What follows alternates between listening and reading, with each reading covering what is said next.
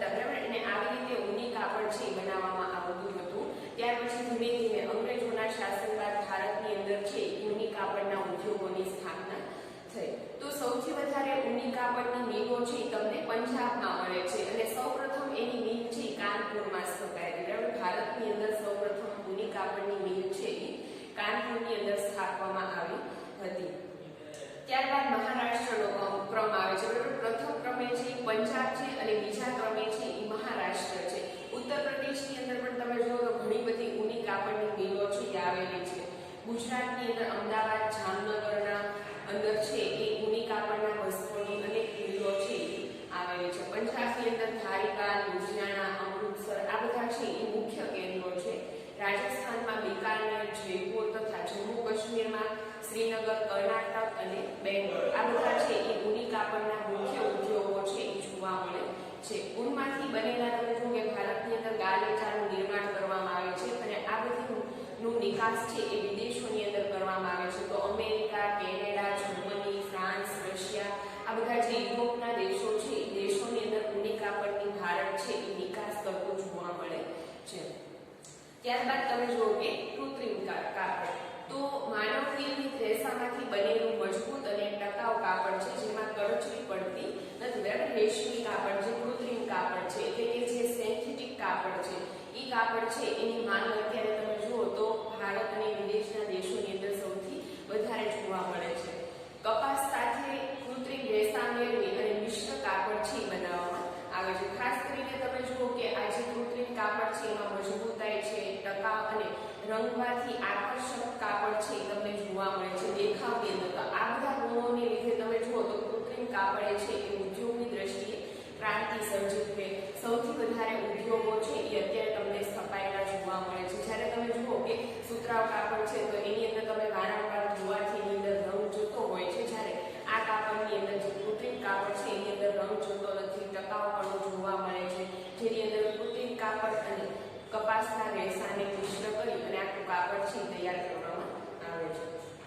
તો આ બધા કાપડ ઉદ્યોગ તમે જો કેરળ, મહારાષ્ટ્ર, ગુજરાત, ઉત્તર પ્રદેશ, પશ્ચિમ બંગાળ, તમિલનાડુ આ બધા રાજ્યોની અંદર છે એ કૃત્રિમ કાપડના ઉદ્યોગો છે આવેલા જોવા મળે છે. એમાં તમારે ખાસ ગુજરાતમાં જે સ્થળે આ બધા ઊની કાપડની મિલો ઉદ્યોગો આવેલા છે તમારે યાદ રાખવાનું છે. તો એમાંથી ગુજરાતમાં સુરત, વડોદરા, કાનપુર, મુંબઈ, અમદાવાદ, બરાબર આ બધા છે એ ગુજરાતમાં આવેલા છે. પછી કલકત્તા, ચેન્નાઈ, મોદીનગર આ બધા કેન્દ્રો છે એ ખૂબ જ ઉલ્લેખનીય છે. ત્યાં સૌથી વધારે કૃત્રિમ કાપડની મિલો છે એ તમને આવેલી જોવા મળે. તો શેરડીમાંથી ગોળ બનાવવાનો ઉદ્યોગ છે એ ભારતની અંદર ઘણો પ્રાચીન છે, બરાબર. જેમાં આપણે ઊની કાપડ જોયું, બરાબર. એ કાપડ જે બનાવવાનો ઉદ્યોગ છે એ ભારતની અંદર ખૂબ જ પ્રાચીન છે. એ રીતે શેરડીમાંથી ગોળ બનાવવાનો ઉદ્યોગ છે એ પણ ભારતની અંદર ખૂબ જ પ્રાચીન છે, બરાબર. ખેતી ઉપર આધારિત ઉદ્યોગમાં કાપડ પછી બીજું સ્થાન છે ભારતની અંદર ખાંડનું છે. કારણ કે ભારતની અંદર સૌથી વધારે ઉત્પાદન છે કપાસનું થાય છે અને ત્યાર પછી જો સૌથી વધારે ઉત્પાદન થતું હોય તો એ શેરડીનું ઉત્પાદન થાય છે. ખાંડમાં કાચા માલ તરીકે શેરડી વપરાય છે અને એમાંથી છે ખાંડ બનાવવામાં આવે છે. હવે જો કે શેરડીમાં રહેલી પાણીની માત્રા ઓછી ન થઈ જાય તે માટે શેરડી વાઢ્યા પછી 24 કલાકમાં તેનું પિલાણ કરવું જરૂરી છે, નહીં તો તેમાંથી સમયાંતરે ખાંડનું ઉત્પાદન છે ઘટી જાય છે, બરાબર. આ એક એનો ગુણધર્મ છે કે શેરડી છે એ ખૂબ જ વજનમાં ભારે હોય છે અને એની અંદર એક સડી જવાનો ગુણધર્મ હોય છે. એટલે શેરડી છે એ સડી જાય છે એટલે અંદરથી આપોઆપ ખાંડના ગુણધર્મો છે એ ઘટી જાય છે, બરાબર. ખાંડ છે સાકરનું પ્રમાણ છે એ ઘટી જાય છે એટલે એને લીધે એને કાપ્યા પછી 24 કલાકની અંદર જો એની અંદર પિલાણ કરવામાં ન આવે તો ખાંડ છે એ બનતી નથી, બરાબર. એને 24 કલાકની અંદર એનું પિલાણ કરવું જરૂરી છે. એટલે આ એક એની ખાસિયત તમને એની અંદર જોવા મળે છે. તમે જો કે એનામાંથી ખાંડ અને ખાંડસરી બનાવવા છે અને જ્યાં આ શેરડીના ઉદ્યોગો સૌથી વધારે હોય છે ત્યાં ખાંડ અને ખાંડસરી બનાવવાના ઉદ્યોગો છે આવેલા હોય છે. હવે તમે જો કે આવા ઉદ્યોગો છે મહારાષ્ટ્ર, ઉત્તર પ્રદેશ, તમિલનાડુ, કર્ણાટક, આંધ્રપ્રદેશ, ગુજરાત આ બધા રાજ્યોની અંદર છે એ ખાંડ અને ખાંડસરીના કારખાના ઉદ્યોગો છે આવેલા છે. ગુજરાતની અંદર તમે જો કે બારડોલી, ગણદેવી, સુરત, નવસારી, ઓલપાડા, વ્યારા, ભરૂચ, કોડીનાર તથા જે ગીર, તાનાળા છે એની અંદર પણ આ ખાંડ અને ખાંડસરી બનાવવાના ત્યાર પછી આપણે જોઈએ કે કાપડ ઉદ્યોગ. તો પોચું લાકડું, વાંસ, ઘાસ, શેરડીના કૂચા આ બધામાંથી કાગળ છે બનાવવામાં આવે છે. શેરડીને જે પીલી અને પછી એમાંથી જે શેરડીના કૂચા વધે છે એનો પણ કાગળ બનાવવાની અંદર ઉપયોગ કરવામાં આવે છે. તો આંધ્રપ્રદેશ, મહારાષ્ટ્ર, પશ્ચિમ બંગાળ, ઓડિશા, કર્ણાટક, ગુજરાત, મધ્યપ્રદેશ, છત્તીસગઢ, તમિલનાડુ, હરિયાણા આ બધા રાજ્યોની અંદર છે એ કાગળ બનાવવાના ઉદ્યોગો છે એ આવેલા છે. ગુજરાતની અંદર તમે જો કે અમદાવાદ, રાજકોટ, સુરત, વાપી, વલસાડ, વડોદરા આ બધા શહેરોની અંદર છે એ કાગળના ઉદ્યોગો છે. તો તમારે આ પોઈન્ટની અંદર છે કાચા માલ તરીકે જે સામગ્રી વપરાય છે યાદ રાખવાની છે, જેમ કે પોચું લાકડું, વાંસ, ઘાસ, શેરડીના કૂચા, બરાબર, જેની અંદરથી કાગળ છે એ બનાવવામાં આવે છે.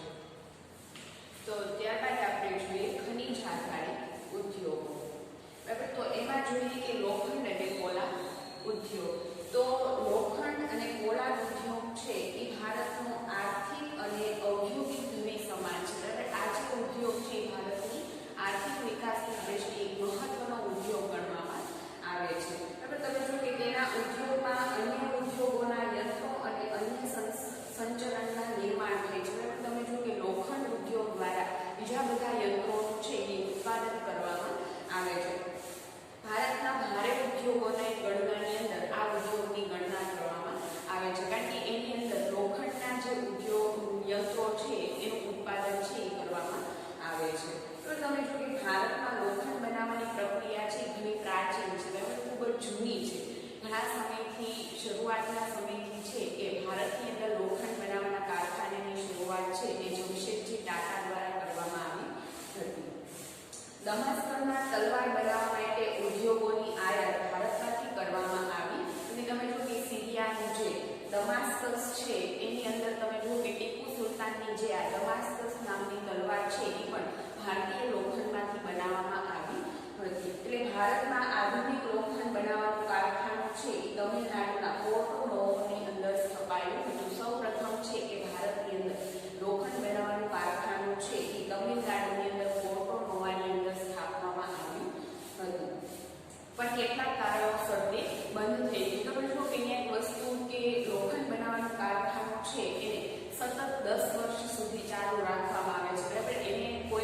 એને બંધ કરી દેવામાં આવતું નથી. જો એને કોઈ પણ કારણોસર જો બંધ કરવામાં આવે તો એને ફરીથી શરૂ કરવાની અંદર મહિનાઓ જેટલો સમય લાગી જતો હોય છે. એટલે એ સતત વર્ષના 365 દિવસ છે એ ચાલુ રાખવામાં આવતું હોય છે, કારણ કે એની અંદર લોખંડ બનાવવાની ભઠ્ઠીની અંદર જે તાપમાન છે એ 700°C જેટલું રાખવું પડે છે અને એટલું તાપમાન રાખવા માટે અને એને ફરીથી આટલું તાપમાન આપવા માટે ઘણો બધો સમય છે એ મહિનાઓ જેટલો સમય છે એ લાગી જતો હોય છે. એટલે એને સતત 10 વર્ષ સુધી 24 કલાક સુધી દિવસના એને ચાલુ રાખવી પડતી હોય છે. ભઠ્ઠીને બંધ કરવામાં આવતી નથી. તમે જો કે પશ્ચિમ બંગાળના કુલટી ખાતે પણ આજે પણ તમે લોખંડ બનાવવાનું કારખાનું છે એ સફળ રીતે ચાલુ છે. 1907માં ઝારખંડમાં જમશેદપુરમાં કારખાના સ્થાપવાથી લોખંડ પોલાદના ઉત્પાદન મોટા પાયે થવા લાગ્યું હતું. પશ્ચિમ બંગાળમાં આવેલ બર્નપુર અને કર્ણાવતીમાં ભદ્રવતી ખાતે પણ આ લોખંડ બનાવવાનું કારખાનું છે એ તમને જોવા મળે છે. ત્યારબાદ તમે જો કે સ્વતંત્રતા પછી ભિલાઈ, રાઉરકેલા, દુર્ગાપુરમાં લોખંડ પોલાદના કારખાના છે એ આવેલા જોવા મળે છે. ત્યારબાદ તમે જો કે બોકારો, વિશાખાપટ્ટનમ અને સેલમમાં પણ અત્યારના સમયના તમને જે લોખંડ પોલાદના ઉદ્યોગોની સ્થાપના છે એ જોવા મળે છે. તમે જો કે લોખંડ પોલાદ બનાવવા માટે લોહ અયસ્ક એટલે તમે જો કે જમીનમાંથી જે હિમેટાઇટિસ અને આરાઇટ મળે છે એ લોહ અયસ્ક, કાચો કોલસો, પછી ચૂનાનો પથ્થર, મેંગેનીઝ આ બધી ધાતુ છે એ કાચા માલ તરીકે ઉપયોગમાં લેવામાં આવે છે, બરાબર. લોખંડ બનાવવા માટે આ બધી વસ્તુનો કાચા માલ તરીકે ઉપયોગ કરવામાં આવે છે. ગુજરાતમાં હજીરા પાસે મિની સ્ટીલ પ્લાન્ટ છે એ આવેલો છે. આ ઉપરાંત તમે જો કે ટાટા સિવાયના લોખંડ પોલાદના કારખાનાનો વહીવટ છે એ steel authority of India limited એટલે કે સેલને હસ્તક સોંપવામાં આવ્યું છે, બરાબર. માત્ર ટાટા ઇન્ડસ્ટ્રીઝ છે એ જ ટાટાને હસ્તક છે. બાકી બધીની જે સ્ટીલની જે લોખંડના જે ઉદ્યોગો છે એ બધા સેલ આધારિત સ્થાપવામાં આવ્યા છે. તો તમામ પ્રકારનો વહીવટ છે એ સેલ દ્વારા કરવામાં આવે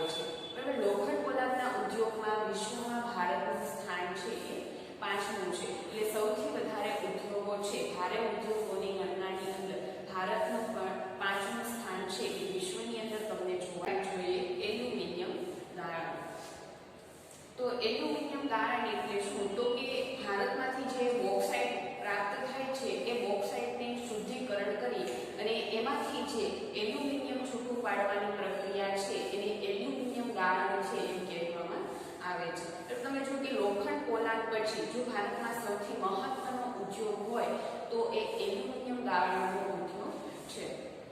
આ ધાતુ છે વજનમાં હલકી, મજબૂતાઈ, ટીપાવપણું ધરાવે છે. એટલે એને લીધે તમે જુઓ કે આ ધાતુ છે ટીપાવપણું ધરાવે છે એટલે એને ટીપી શકાય છે, એમાંથી તાર બનાવી શકાય છે, પતરા બનાવી શકાય છે અને ખેતીના ઓજારો બનાવવાની અંદર પણ આ ધાતુ છે એ મદદરૂપ થતી જોવા મળે છે. એને તમે જુઓ કે વિદ્યુતની સુવાહકતા અને એલ્યુમિનિયમને કાટ લાગતો નથી. બોક્સાઇટ અને એલ્યુમિનિયમની કાચી ધાતુ છે. તમે જુઓ કે આ ધાતુનો એક મહત્વનો ગુણધર્મ છે કે એ અલગ અલગ ધાતુઓ સાથે ભળી જવામાં, મિશ્ર થવામાં મદદરૂપ થતી હોય છે. એલ્યુમિનિયમ સાથે બીજી મિશ્ર ધાતુઓ ભેળવી મોટર, રેલવે, હવાઈ જહાજ, યાંત્રિક સાધન બનાવવાની અંદર છે એ એલ્યુમિનિયમનો ઉપયોગ કરવામાં આવે છે. ત્યારબાદ તમે જુઓ કે એલ્યુમિનિયમ ઉત્પાદનમાં 40 થી 50% ખર્ચ છે એ વિદ્યુતમાં જાય છે. ધારો કે તમે 1 કિલો એલ્યુમિનિયમ ઉત્પન્ન કરવા માટે 100 રૂપિયાનો ખર્ચ આવે છે તો એમાંથી 30 થી 40 રૂપિયા છે એ વિદ્યુત ખર્ચ ગણવામાં આવે છે. બરાબર? કારણ કે તમે જુઓ કે એની અંદર વિદ્યુતને ઉપયોગ છે એ સૌથી વધારે કરવામાં આવે છે એટલે 100 રૂપિયા ખર્ચની અંદર તમે જુઓ કે 30 થી 40 રૂપિયા ખર્ચ છે એ વિદ્યુત ખર્ચની અંદર આવતો હોય છે. આથી જ્યાં બોક્સાઇટ, જળ વિદ્યુત સરળતાથી ઉપલબ્ધ થતા હોય ત્યાં આના ઉદ્યોગો છે. તો એવા કયા સ્થળો છે? તો ઓડિશા, પશ્ચિમ બંગાળ, કેરળ, ઉત્તર પ્રદેશ, છત્તીસગઢ